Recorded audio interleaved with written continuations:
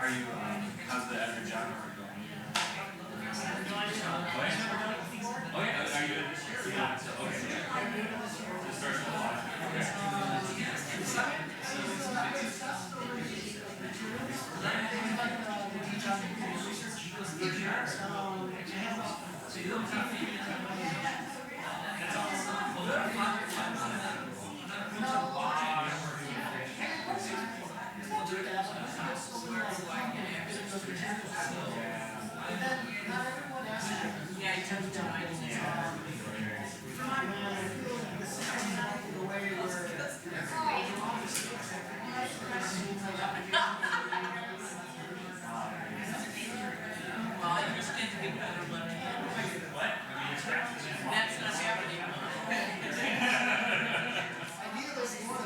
Yeah, no, yeah. That's as a public policy schools.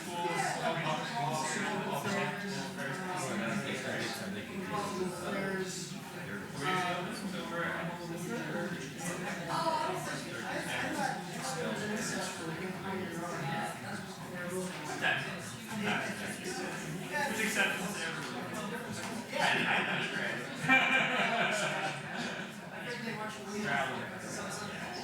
Very good. I like these things so much. Like the invisible some of them let me yeah.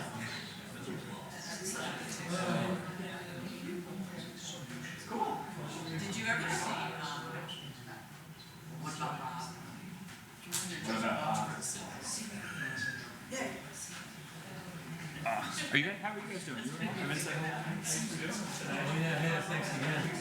Yeah, I have two. We'll see. I think so. Tell me afterwards. There you go. Yeah. We're going till 7 for this one, right? And then we have the reception upstairs? Okay, ish, yeah, okay. No, that sounds great. Yeah, no, exactly. That's the idea. Well, good evening, everyone, and welcome to the Ostrom Memorial Lecture. Thanks for coming on such a beautiful evening. Really, what are you doing here? It's gorgeous outside. Before you think better of it, we better jump in, right? So we're honored to be joined, this evening by a distinguished speaker who will be introduced shortly. It's my happy duty, though, to introduce the introducer and to thank you all again for your ongoing support of the Ostrom Workshop. It's been quite a week with the dedication of the historical marker on Monday, which was such a wonderful event. And this evening, of course, a great research speaker series with Mark here during the lunch hour. And it's World Commons Week, so the fun continues. So if you haven't checked out any of those webinars, they're really great. There's one in Asia, for example, starting in about 5 hours. So it's around the clock, 55 events, which is just wonderful. So do check those out as well. But this evening, we really have a stellar event for you. And to tell you a bit more about it, I'm happy to introduce our director of our Data Information Governance Program, Angie Raymond, professor over at the Kelley School of Business, and a world-renowned, I'd say galaxy-renowned, because why not, scholar in AI governance, smart contracts, you name it. So thank you so much for organizing this, Angie, and the floor is yours. Thank you. Yeah. Thank you. Well, hello, and welcome to the 6th Annual Eleanor Ostrom Memorial Lecture. As Scott said, my name is Angie Raymond, and I'm the Director of Data Management and Information Governance at the Ostrom Workshop. On the 10th anniversary of Eleanor Ostrom's Nobel Prize, it's wonderful for us not only to consider the impact and influence of her scholarship, but to also consider new areas in which her scholarship can extend. Areas such as the internet and information governance present interesting challenges that we would be remiss if we did not consider such influential work as providing frameworks for exploration of our digital lives. As this year's Ostrom Memorial Lecture Doc Searles will explain, the internet is a worldwide commons without model or precedent in human history or experience. And now it is being closely enclosed by corporate and government giants and by our own mental models. In this important, timely topic, Doc will explore how and why this enclosure is happening and the risks to all the commons the internet supports, and what we can do to keep it free and open. As you undoubtedly know, Doc Searls is a veteran journalist, widely read author, pioneering blogger, and often quoted opponent of uninvited tracking of people online. He is a leader in the movement to increase personal agency and privacy online. He, along with his wife, Joyce Searls, founded the Customer Commons, the nonprofit with a mission to restore the balance of power, respect, and trust between individuals and organizations that serve them. Please join me in welcoming Doc Searls delivering his 2019 Ostrom Memorial Lecture entitled Saving the Internet and All the Commons It Makes Possible.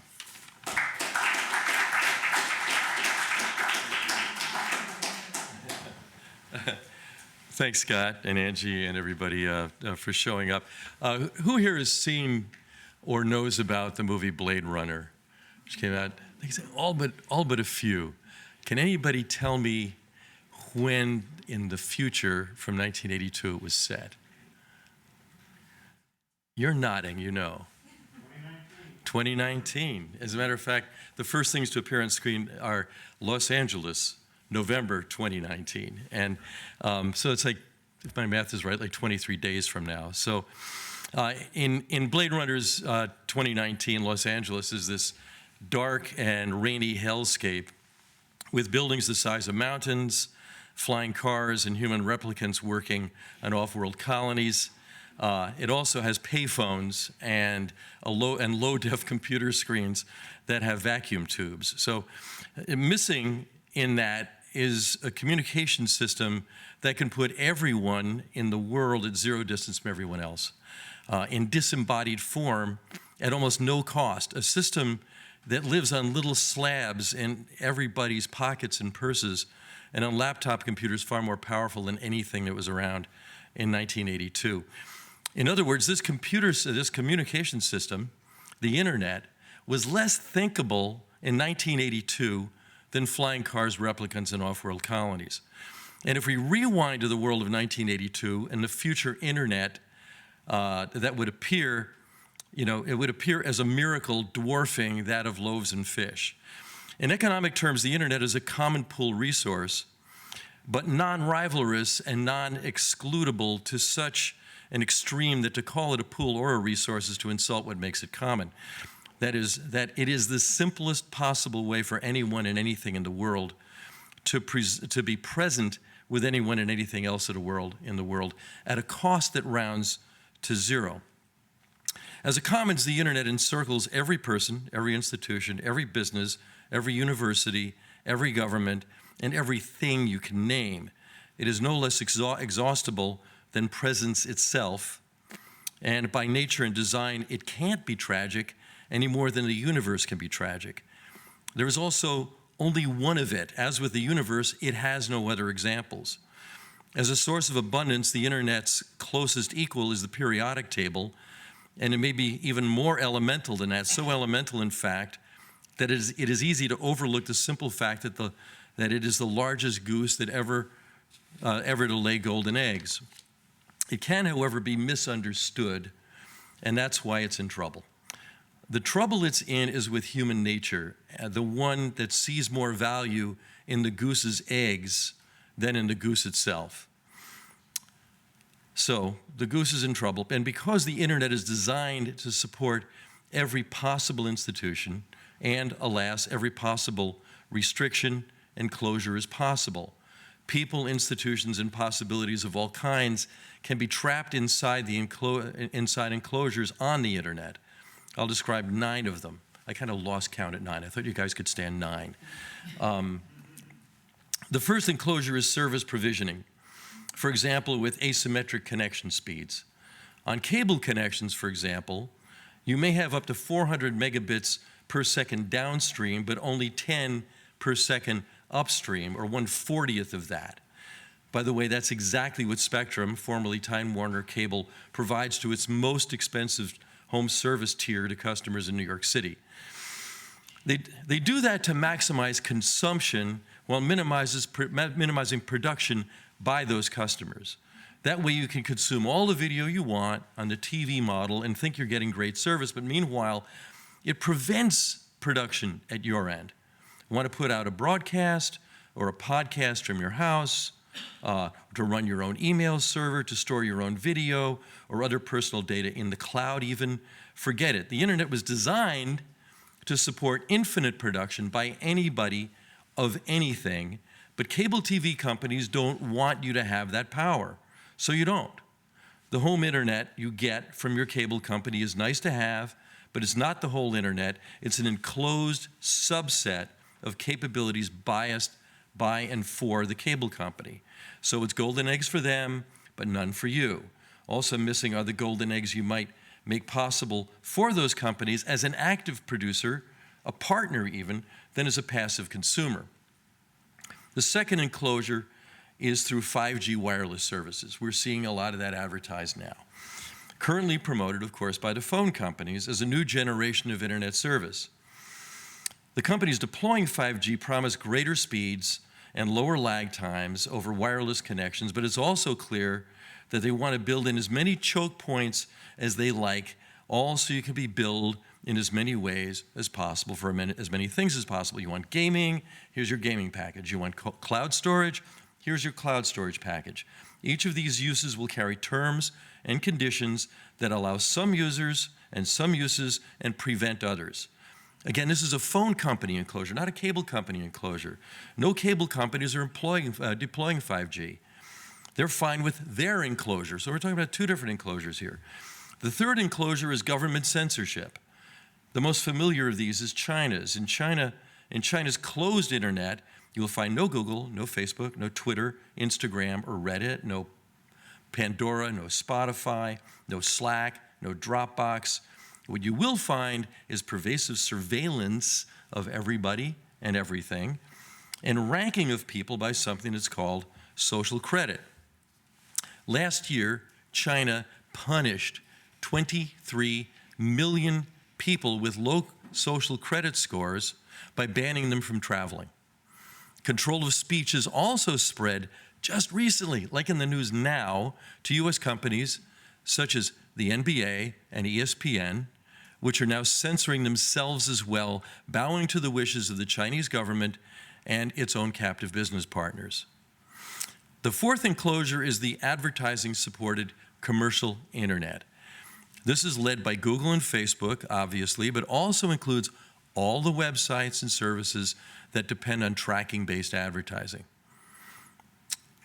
which, by the way, is pretty much all of them at this point. This form of advertising, known as ad tech in the business, has in the last decade become pretty much the only kind of advertising online.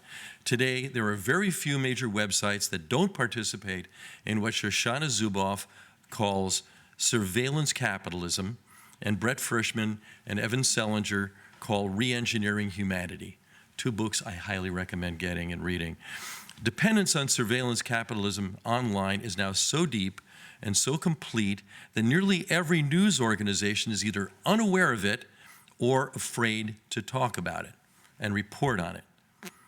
You'll read endless stories about how bad Facebook and Google are and how awful it is that we're all being tracked everywhere like marked animals, but very little about how the sites publishing stories about tracking participate in exactly the same business, and far more surreptitiously.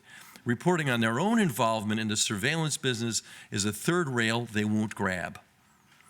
I know of only one magazine that took and shook that third rail, especially in the last year and a half.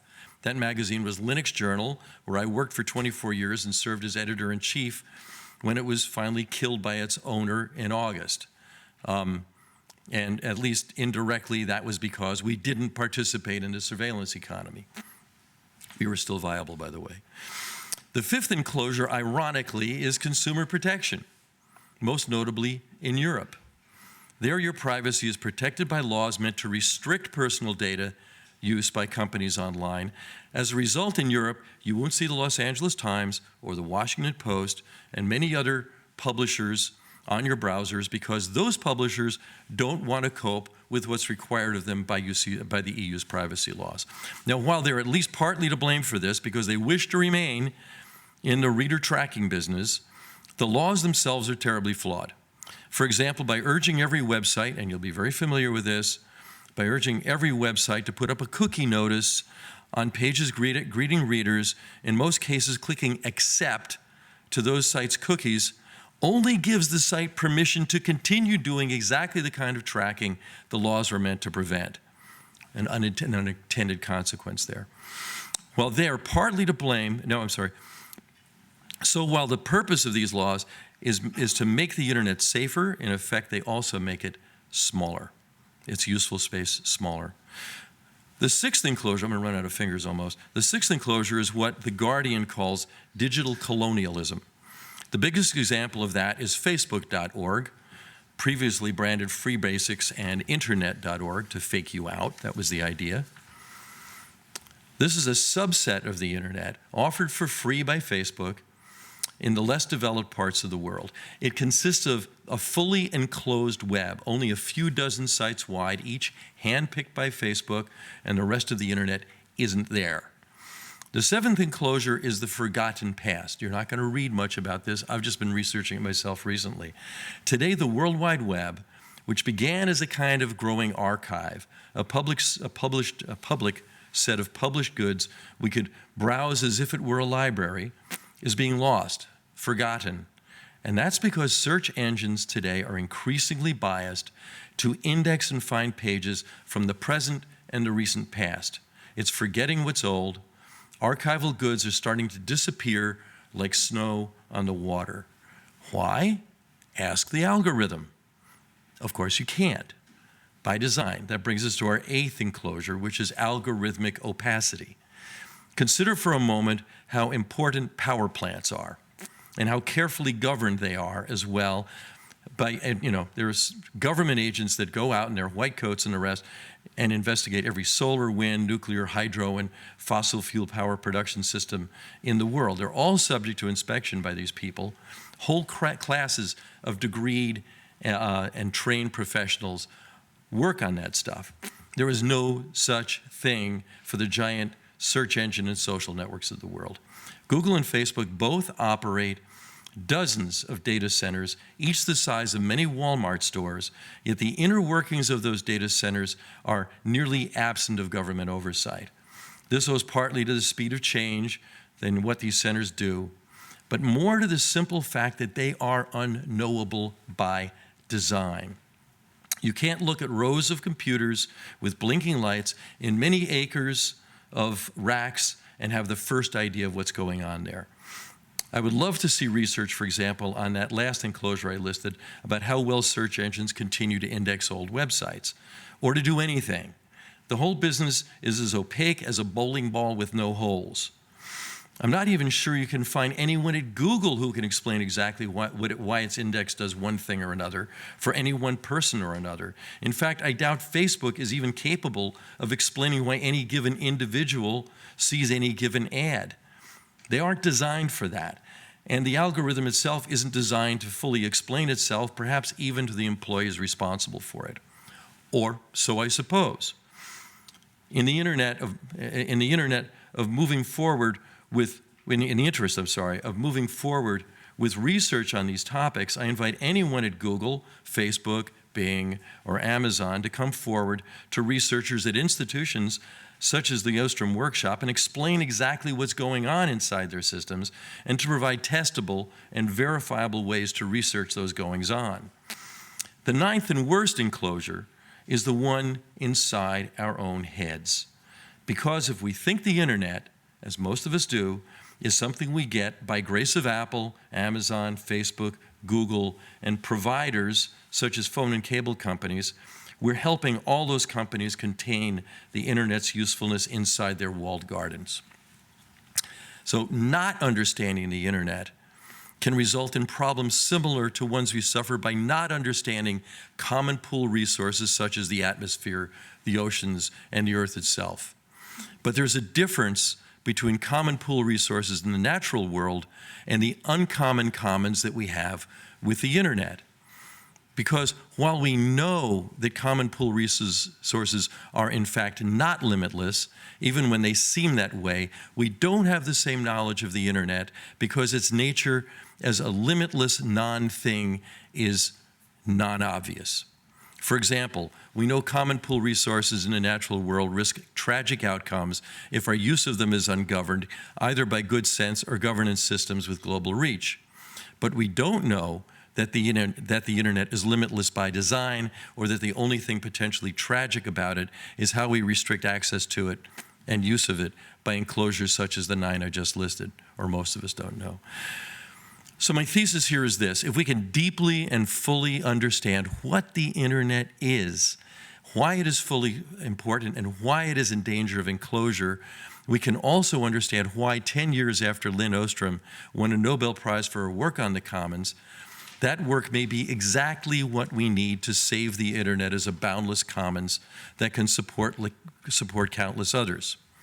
So let's look a little more closely to what the internet actually is. We'll begin with what makes the internet possible in the beginning, which is a protocol. A protocol is a code of etiquette for diplomatic exchanges between computers over a network. It's a form of a handshake. What the internet's protocol does is give all the world's digital devices and networks a handshake agreement about how to share data between any point A and any point B in the world over any intermediary networks. When you send an email or look at a website anywhere in the world, the route the shared data takes can run through any number of networks between the two. You might connect from Bloomington to Denver through Chicago, or Tokyo, and then Tokyo and Mexico City, then 2 minutes later through Toronto and Miami.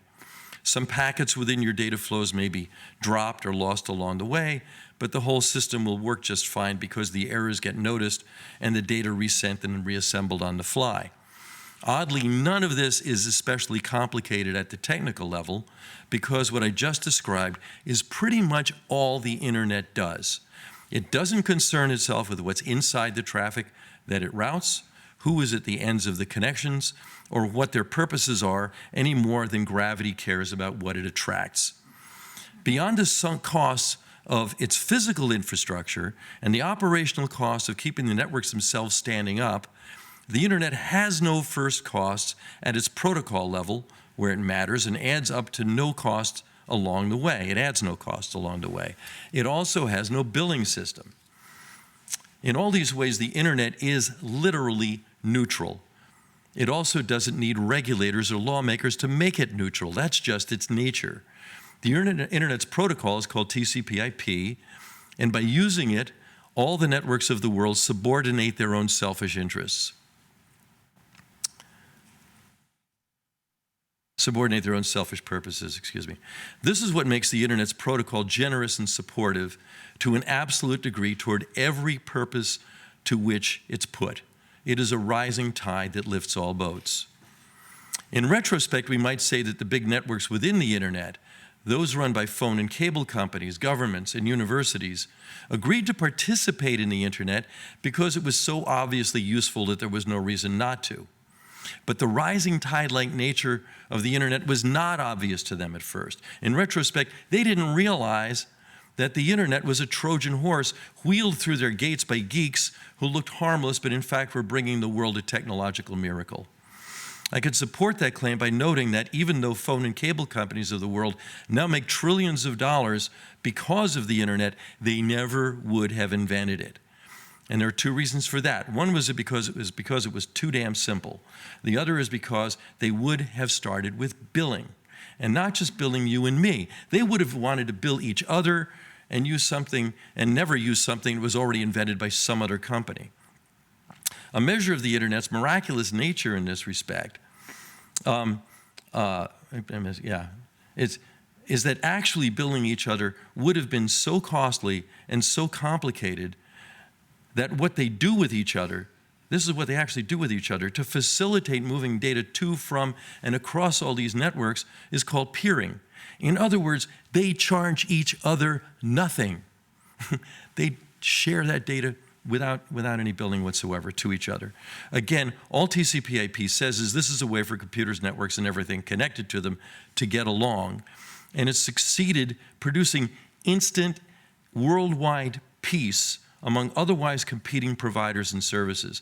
It made every network operator involved win a vast positive-sum game. None of them knew they were playing, and most of them, frankly, still don't. You know that old joke in which the big fish says to the little fish, "Hi guys, how's the water?" And one of the little fish says to the other, "What's water?" In 2005, David Foster Wallace gave a legendary commencement address at Kenyon College that I highly recommend, titled, "This is Water." I suspect that if Wallace were around today, he'd address that point to our digital world. Those of you who already know me are aware that my wife Joyce, that's her right there, is as much a companion and collaborator as Vincent was of Lynn. And I bring this up because much of this talk is hers, including the pair of insights about the internet, this pair of insights about the internet, which is that it has no distance and also no gravity. I should also add, there are many points that I'm not making that she had me cut out for length reasons. So she's my editor as well. But no distance and no gravity. These are original with her. So think about it. When you're on the internet with another person, for example, when you're in a chat or in an online conference, there's no functional distance between you and the other person. One of you may be in Chicago and the other in Bangalore, but the internet is working and distance is gone. Gravity is also gone. Your face may be right side up on the other person's screen, but it is absent of gravity. The space you both occupy is the other person's two-dimensional rectangle. Even when we come up with holographic representations of ourselves, which I suppose is inevitable, we will still be incorporeal on the internet. Familiar as this disembodied state may be to all of us, it is still new to human experience and inadequately informed by our experience as embodied creatures. It is also hard for us to see both what our limitations are and how limitless we are at the same time. Joyce points out that we are also highly adaptive creatures, however, meaning that eventually we'll figure this out. We'll know what it means to live where there's no distance or gravity, much as astronauts learn to live as weightless beings in space. But in the meantime, the internet is still young, and we're having a hard time seeing the nature and limits of what's good and what's bad in this new environment. And that has to do, at least in part, on forms of enclosure in this world and how we're exploited within private spaces in which we hardly know we're trapped. In The Medium is the Massage, not the medium is a message, that was an earlier point, Marshall McLuhan says every new medium, every new technology works us over completely. That's his line, works us over completely. Such as now with digital technology and the internet, which he never lived to see. I was talking recently with a friend about this, about where our current digital transition, and a lot of people call it that, the digital transition ranks among all the other technological transitions in history. Was becoming digital the biggest thing since the Industrial Revolution, or since television or radio? Was it the biggest thing since movable type or writing itself or speech? No, he said, it's the biggest thing since oxygenation. In case you weren't there or you weren't paying attention in geology class, oxygenation happened about 2.5 billion years ago, which brings me to our next topic, which is institutions. Journalism is one sample of a trusted institution that is highly troubled in the digital world. It worked fine in the physical world, where truth tellers who dig into topics and report on them with minimized prejudice were relatively scarce yet easy to find and to trust. But in a world flooded with information and opinion, a world where everybody can be a reporter, a publisher, a producer, a broadcaster, where the news cycle has the lifespan of a joke, and where news and gossip have become almost indistinguishable while being routed algorithmically to amplify prejudice and homophily, journalism has become an anachronism almost, still important, but all but drowning in a flood of biased content paid for by surveillance-led ad tech. Again, that's tracking-based advertising. People are still hungry for good information, of course, but our appetites are too easily fed by browsing through the surfeit of content on the internet, which we can easily share by text, email, and social media. Even if we do our best, the best we can, to share trustworthy facts and other substances that sound like truth, we remain suspended in a techno-social environment.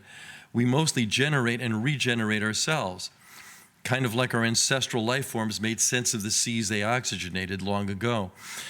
The academy is yet another institution that is troubled in our digital time.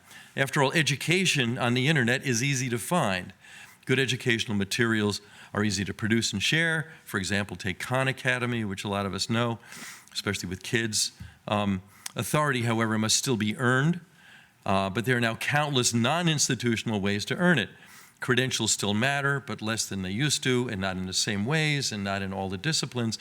Also in ways that are cheap, where institutions of higher education remain very expensive. So what happens when the market for knowledge and know-how starts moving past requirements for advanced degrees that take students nearly half their adult life to pay off? One example of that risk is already at work with computer programming. Which do you think matters more to a potential employer of computer programmers? A degree in computer science or a short but productive track record as a programmer? For example, by contributing code to the Linux operating system. To put this in perspective, Linux and operating systems like it, which are the ones in Macintosh and many others, other ones like it, are inside nearly everything smart that connects to the internet, including TVs, door locks, the world's search engines, social networks, laptops, mobile phones. Nothing could be more essential to computing life. At the heart of Linux is what's called the kernel. For code to get into the kernel, it has to pass muster with other programmers who have already proven their worth, and then through testing and debugging. If you're looking for a terrific programmer, everyone contributing to the Linux kernel is well proven, and there are thousands of them. Now here's the thing. It not only doesn't matter whether or not these people have degrees in computer science, or even if they've had any formal training. What matters for our purposes here is that to a remarkable degree, many of them don't have either, or perhaps most of them don't have either. And I know a little bit about this because in the course of my work at Linux Journal, I would sometimes ask groups of alpha Linux programmers where they learned to code. Almost none of them told me school. Most were self-taught or learned from each other.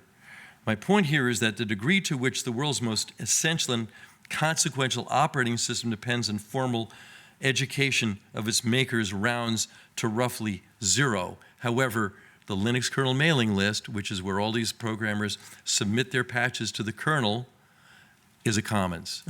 It's a very productive commons.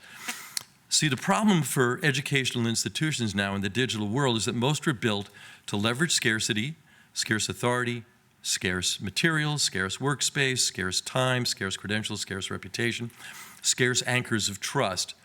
To a highly functional degree, we still need and depend on what only educational institutions can provide, but that degree is a lot lower than it used to be and a lot more varied among the disciplines and risks continuing to decline as time goes on. So it might help at this point to see gravity in some ways as the problem the internet solves, because gravity is top-down. It fosters hierarchy and bell curves, sometimes where we need neither of those. Absence of gravity instead fosters heterarchy. The absence of gravity, for example, on the internet, fosters heterarchy and polycentrism. And as we know, the Ostrom Workshop knows perhaps better than anyone that commons are good examples of heterarchy and especially polycentrism at work. Now, in 2007, Elinor Ostrom and Charlotte Hess, already operating in our new digital age, extended the commons category to include knowledge, calling it a complex ecosystem that operates as a common, a shared resource of rivalrous and excludable goods. They looked at ease of access to digital forms of knowledge and easy new ways to store, access, and share knowledge as a common. They also looked at the nature of knowledge and its qualities of non-rivalry and non-excludability, which are both unlike what characterizes a natural commons with its scarcities of rivalrous and excludable goods. A knowledge commons, they said, is characterized by abundance. This is one way that Yochai Benkler calls commons-based peer production on the internet as both easy and rampant, giving us, among many other things, both the free software and open source movements in code development and sharing, plus the internet itself and the web on top of that. Commons-based peer production also demonstrates how collaboration and non-material incentives can produce better quality products and less social friction in the course of production. I've given Linux as one example of commons-based peer production. Others are Wikipedia and the Internet Archive. We're also seeing it within the academy, for example, with Indiana University's own open archives making research more accessible and scholarship more rich and productive. Every one of those examples, and there aren't enough of them, by the way, comports with Lynn Ostrom's design principles: clearly defined group boundaries, rules governing use of common goods within local needs and conditions, participation in modifying rules by those affected, accessible and low-cost ways to resolve disputes, developing a system carried out by community members for monitoring members' behavior, graduated sanctions for rule violators, and governing responsibility in nested tiers from the lowest level to the entire interconnected system. There was your Nobel Prize there. But there is also a crisis within commons-based peer production as well. And this is one I know too much about, again, with my work with Linux Journal. Programmers who 10 years ago or 15 years ago would not participate in enclosing their own environments are doing exactly that. For example, with 5G, which is designed to put the phone companies in charge of what we can do on the internet and operate not a commons, but their own little closed system. The 5G enclosed internet might end up being faster and more handy in many ways, but the range of freedoms for each of us there will be bounded by the commercial interests of the phone companies and their partners and subject to none of Lynn's rules for governing a commons. Consider this, every one of the 9 enclosures I listed at the beginning of this talk are enabled by programmers who, every one of them, have been enabled by programmers who either forgot or never learned about the freedom and openness that made the free and open internet possible.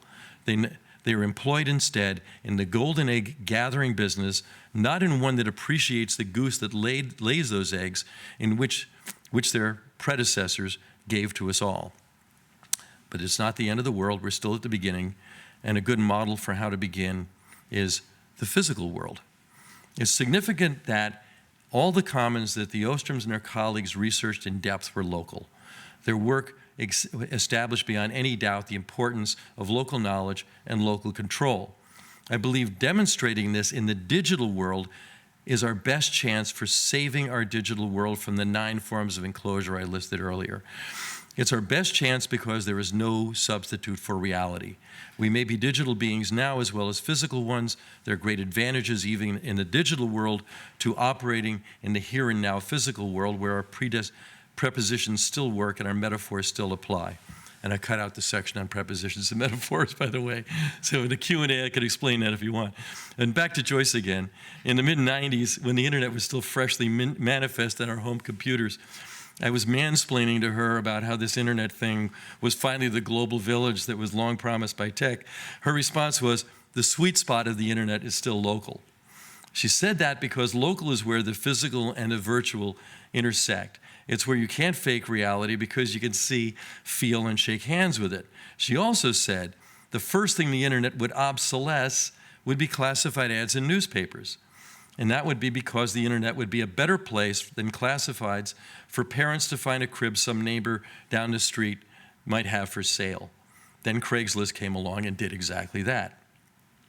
We have it, so we had an instructive experience in the real world, and I had an instructive experience in how the real world and the internet work together helpfully at the local level about 1.5 years ago. That's when a giant rainstorm fell on the mountains behind Santa Barbara, where we live, and the town next door called Montecito. And this is also right after a wildfire had burned all the vegetation away. That was the biggest wildfire in California history until the one a few months later. And this weather shutting off electricity in California now, because it turned out the power company did that. Anyway, so the risk there was what's called a debris flow. When there's no vegetation on the mountainside, the rain comes, debris flows. And that was at its maximum. So the result was the biggest debris flow in the history of the region, a flash flood of rock and mud that flowed across Montecito like lava from a volcano. Nearly 200 homes were destroyed and 23 people were killed. 2 of them were never found because it's hard to find victims buried under what turned out to be at least 20,000 truckloads of boulders and mud. Right afterwards, all of Montecito was evacuated. Very little news got out while emergency and rescue workers did their jobs. Our local news media, in fact, did an excellent job of covering this event as a story, but I noticed not much was being said about the geology involved. So while I was familiar with similar events above Los Angeles where they have infrastructure that's ready to prevent this kind of thing, I put up a post on my blog titled Making Sense of What Happened in Montecito. In that post, I shared facts about the geology involved and also published the only list on the web of all the addresses of all the homes that had been destroyed. Visits to my blog jumped from dozens a day to dozens of thousands. Lots of readers also helped improve what I wrote and rewrote. It's a nice thing on the web. You can rewrite what's there. All of this happened over the internet, but it pertained to a real-world crisis. Now, here's the thing. What I did wasn't writing a story. I didn't do it for the money, and my blog is a non-commercial one anyway. I did it to help my neighbors. I did it by not being a bystander. I also did it in the context of a knowledge commons. Specifically, I was respectful of boundaries of responsibility, notably those of local authorities, rescue workers, law enforcement, reporters from local media, city and county workers preparing reports, and so on. I gave much credit where it was due and didn't step on the toes of others helping out as well. An interesting fact about journalism there at the time was the complete absence of fake news. I mean, truly fake news. Sure, there was plenty of finger pointing and in blog comments and in social media, not as much as you'd expect, but of course there were some. But it was marginalized away from the fact reporting that mattered most to people. There really was a very productive ecosystem of information made possible by the internet in everyone's midst, and by everyone, and by that I mean lots of very different people. And part of what makes us different, another part I cut out, is that we're learning creatures by nature. We can't help it. We do that, and we don't do it by freight forwarding. This is how we tend to describe information. By that I mean what I'm doing here, and what we do with each other when we talk or teach, is not delivering a commodity called information, as if we were forwarding freight. Something much more transformational is in fact taking place. And this is profoundly relevant to the knowledge commons that we share. Consider the word information here. It's a noun derived from the verb to inform, which is in turn derived from the verb to form. When you tell me something I don't know, you don't just deliver a sum of information to me, you form me. As a walking sum of all I know, I'm changed by that. I'm not the same. This means we are all authors of each other. In that sense, the word authority belongs to the right we give others to author us, to form us. Now look at how much more of that can happen on our planet thanks to the internet and its absence of distance and gravity. And think about what changes every commons we participate in as both physical and digital beings, and how much we need guidance to keep from screwing up the commons we have, or forming the ones we don't, or forming the ones we might have in the future. A rule in technology is that what can be done will be done until we find out what shouldn't be done. As humans, we've done this with every new technology and practice, from speech to stone tools to nuclear power. We're there now with the internet. In fact, many of the enclosures I listed are well-intended efforts to limit dangerous uses of the internet. And now we are at the point where some of those too are in danger. What might be the best way to look at the internet and its uses most sensibly? I suggest the answer is governance predicated on the realization that the internet is perhaps the ultimate commons and subject to both research and guidance informed by Lynn Ostrom's rules. And I hope that guides our study.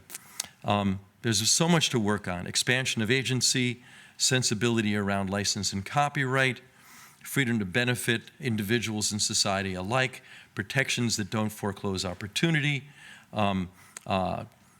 saving informative journalism, reimagining the academy, creating and sharing wealth without victims, definancializing our economies. The list is very long, and I look forward to working with many of us here on answers to those and many other questions. Thank you. There we go. And here's the magic mic. There you go. Water. Yeah. The faculty has questions. Come on. And then in the back, I don't want to miss the back either. Oh, go ahead. Oh, I actually saw Scott and Barb first, but we'll let you go first. I'm on the way up. You're stuck with me now. Yeah.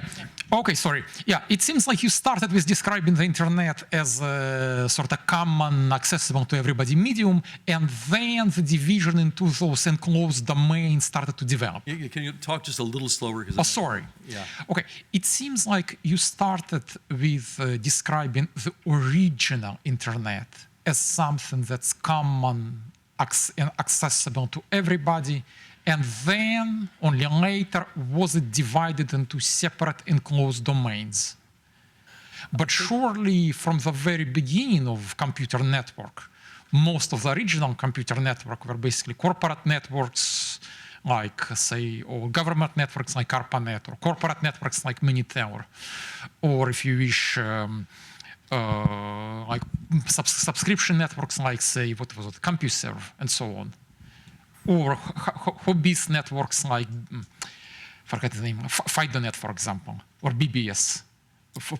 You know, I'm sure you remember BBS because you're about as old as me. Yeah, I was on So really, BBSs. the ubiquitous, unified, undivided internet is a comparatively recent comer here, I would say.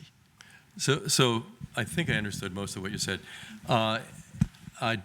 Joyce was very eager to have me point out, first of all, that half the world is still unserved by the internet, so that may or may not address one of your points.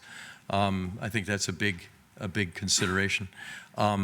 There are plenty of networks that are within the network, within the internet, or aside from the internet network.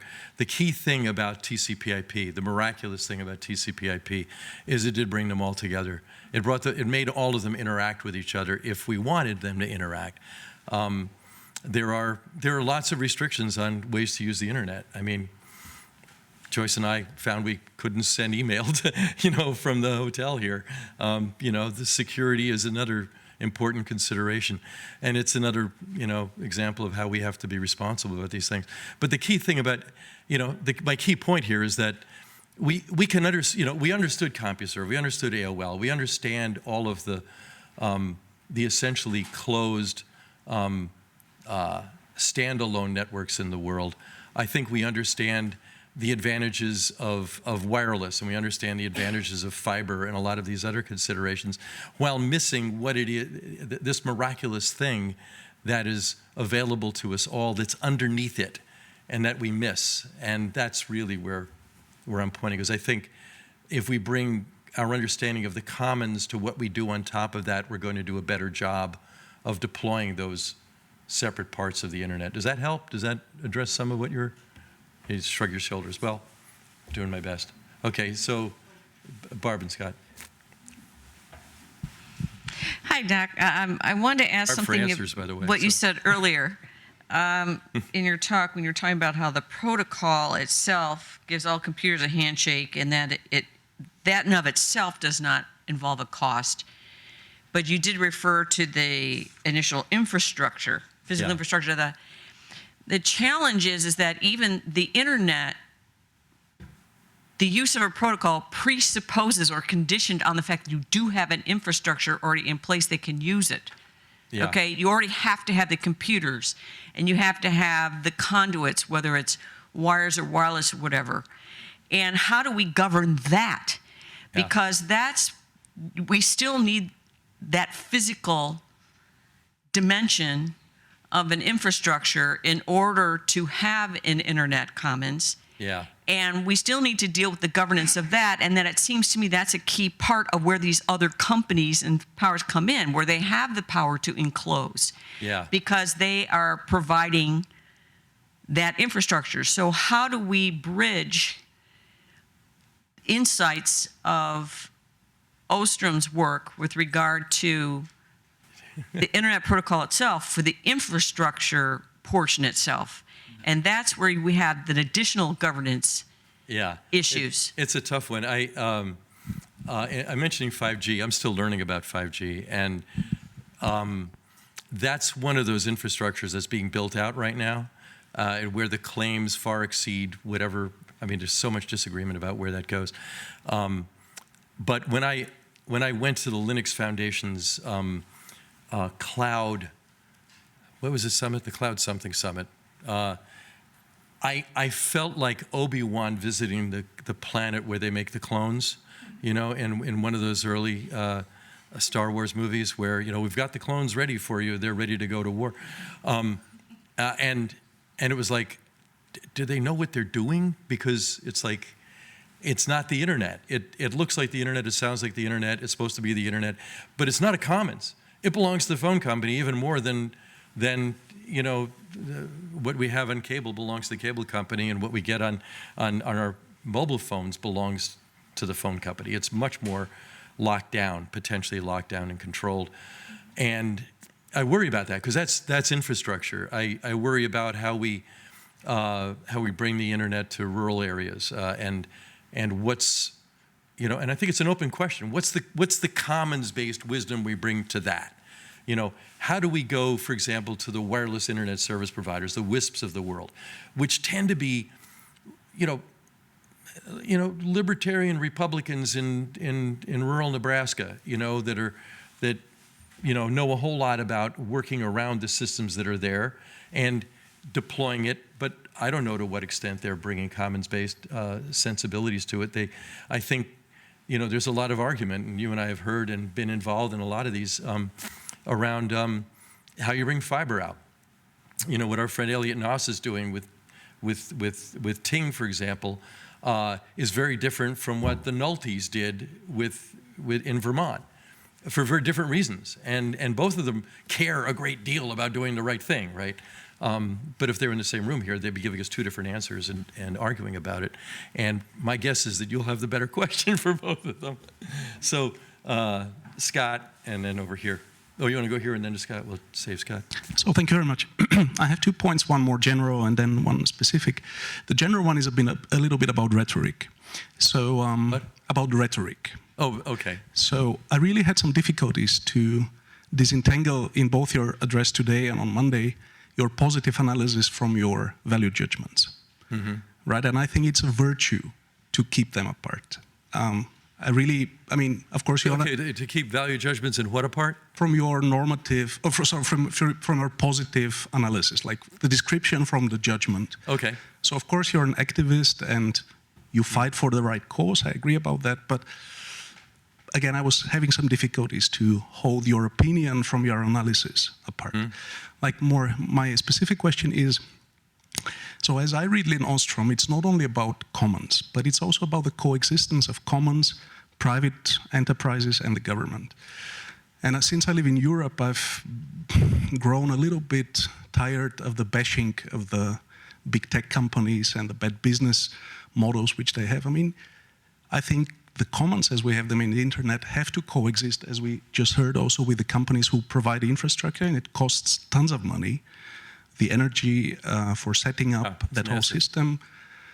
And also companies, I think, like Google or Facebook provide gigantically great services, very egalitarian, so the whole world. Forgive me, my daughter, the college professor, is calling me on my phone, and I was trying to shut it off, and no worries. I've succeeded, sorry. So my point is, also those companies, first of all, they have the costs, so they have to cover them. You said you wrote your blog just for free. Well, probably you do your living on a different basis. They do their living by providing those services, which we use for free. I mean, of course, we pay with our data. I understand that. Yeah, I would dispute that. By the way, I don't think we pay with our data. I think it's less transactional. I also don't buy the analogy quite well, but that's how we. So I just wanted to encourage you. I mean, to say, well, yes, they track us. Yes, they fund themselves largely by advertisements. But they need the money to run those businesses, and those businesses make the world, apart from like our part of the world, I would say a more egalitarian place. You don't have libraries in Africa, but now you have access to Google Books or to Google News, so you're not as exposed to, let's say, authoritarian regimes around who have the local newspaper. So I think, and all that for free. I wouldn't just wanted to make the point that we shouldn't bash them on the general basis as we commonly do. Okay. Points taken. I should add, by the way, I would not at all want to claim to be an Ostrom scholar. I've read all I can in the last few months, but there's a lot, and there are people who I know that are much more scholarly than me on this. Like Brett, good friend of Barb's and mine, and Joyce's is Brett Frischman, and you know his book on the knowledge commons is massive and good, and Reengineering Humanity and the others. So I defer to others on that one. I want to make clear. Scott. Yeah, no, thank you so much, and I really enjoyed the discussion here and the great questions. And I also appreciated in particular your efforts to not just talk about open versus closed, but all the different ways in which cyberspace is being enclosed. Oftentimes that discussion more or less stops with, the Great Firewall and discussions about Belton Road and things like that. So a lot more nuance, which I really appreciated there. And I think it actually builds pretty well on, for example, Milton's talk last year about sovereignty and our failure really to still define sovereignty in cyberspace. But my question is, one part and parcel to kind of Stefan's point there of Lynn and Vincent's work and many others as well, is that, and as you said, local governance in a lot of contexts works pretty well if there's certain parameters in place. And I'm wondering, could there be any flip side here, with the growth of all of these closed networks, if we have more and more communities that can have some capacity to self-organize? Is it just a matter of holding those curators accountable and establishing mechanisms to hold them more accountable? And is there, if that's the case, is there some purview here to use their findings in a way that maybe we've missed so far in our knee-jerk reactions to the growth of networks like Facebook? Maybe it's too big. Maybe we just need to break them up and start with lots more smaller communities. But I'd welcome your thoughts on how you see and whether we can self-organize our way out of some of these messes.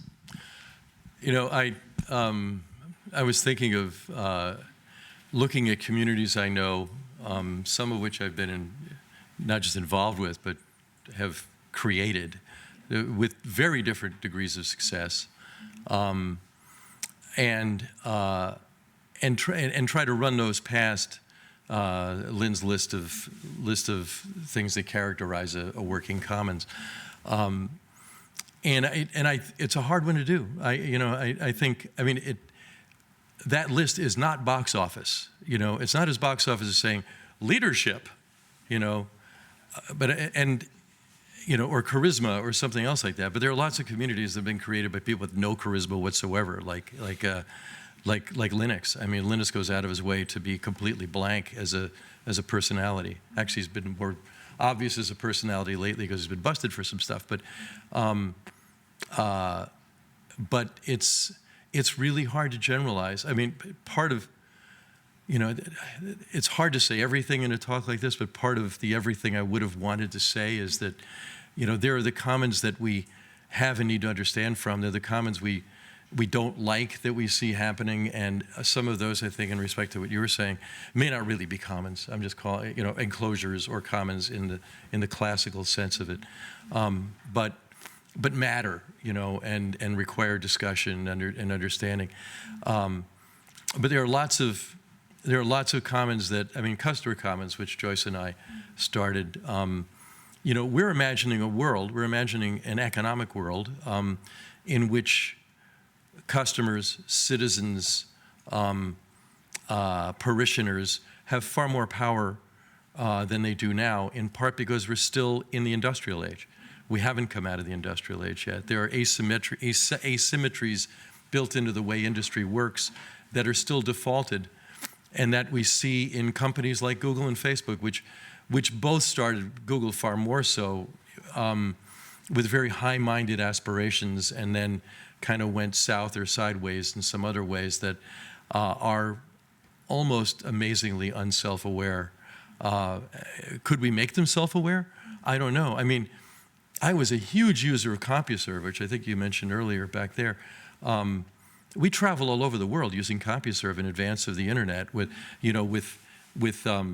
alligator clips that we take apart phone connections and clip onto there, and with our ancient laptops managed to get on CompuServe and pick up faxes in California from France and stuff like that. And I remember I saw the internet coming in the 80s, and I wanted to tell CompuServe, you guys can get in front of this whole thing. Oh my God, you're already there. You got dial-up all over the world. They had no clue, and Steve Case had no clue at AOL either. And part of this too is that, in respect to these giant companies that provide really good services, we lived in Silicon Valley for a long time. We're in Santa Barbara now, but we still go there 2 weeks out of the year and a lot more. We're going back there after this week, as a matter of fact. My son and I used to play basketball where Google is now in a lot that's on a farm that had harvesting machines all over the place. There's a giant farm there. That's all Google's campus. And I can probably, if I think about it, name 10 companies that were there before Google showed up, and there will be 10 more after Google's gone. I think it's these companies look like projects to me. Apple's an exception, Amazon's a bit of an exception, but they're exceptional because they are dealing with human beings and not with other businesses, whereas Google, and I know them fairly well, high up people there have told me, we're never going to deal with ordinary people. We don't like doing that. We're an engineering company. We're a business-to-business company, and we're in the advertising business. What happens if the advertising business collapses? It might. They still have 65% of their income comes from search advertising, but they're changing search. What if the world changes in a way that indexing all the world's information, which is part of their original purpose, isn't very possible? Or if they just decide we're only going to index now, which is where I think they're headed, and I don't know where that goes. I don't think they know where that goes. So, I don't know how. I would love it if we could bring some kind of rule set, to something we say, hey, look, as the comments are starting to emerge here, here's your rules, folks, follow these, and it might happen. I don't know.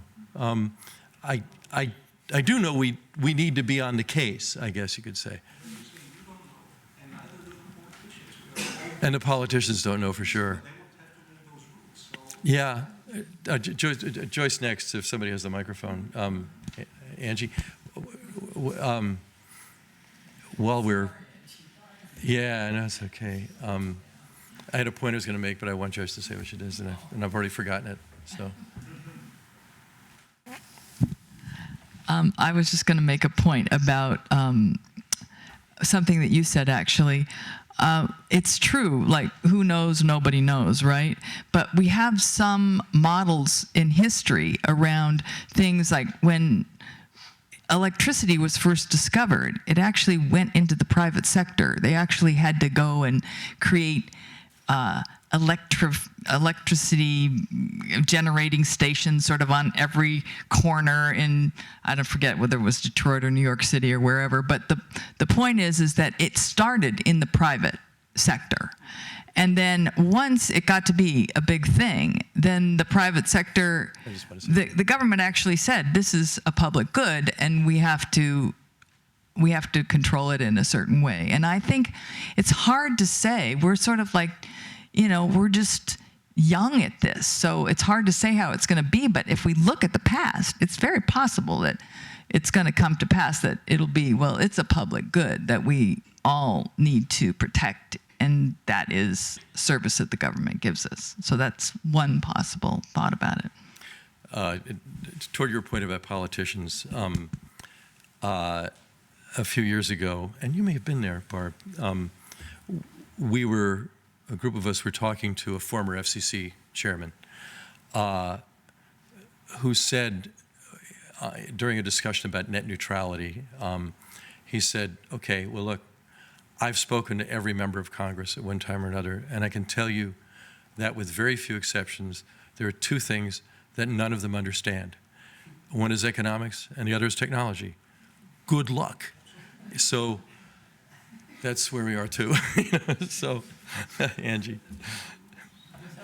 You're just stretching back there. I appreciate. We're gonna move upstairs because we are officially out of time, and I don't want to force people to stay extra long and fight the urge not to walk out as your time expires. We are, however, not ending the conversation. We would very much like to invite you up to join the reception upstairs, where they're going to come and you can continue to have these conversations, because I'm still intrigued as well. My hand was up as well. So if you will all please thank Doc very much for giving this wonderful lecture, as well as Joyce. And we're moving upstairs right now. Thank you for everyone who's watching.